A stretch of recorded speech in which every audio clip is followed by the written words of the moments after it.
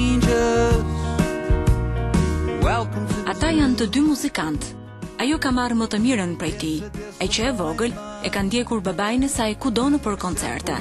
Venera Lumani, në kuptimin e plot të fjalës, është rritur në studion muzikore të babait të saj, Menderezit.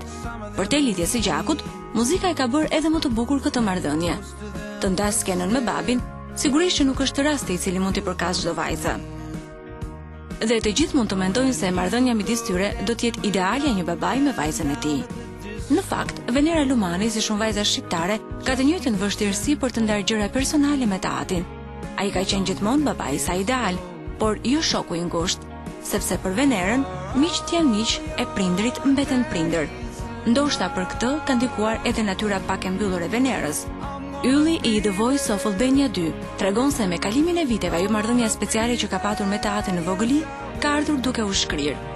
E ndërsa media dhe tashatemet të roz shisnin duke përfolur lidhjen e Venera Lumanit me Lind Islamin, prindrit e saj qëndronin në hije të këtij lajmi, derisa Venera e bindur për këtë marrëdhënie vendosi t'ia tregojë atit pak kohë më parë.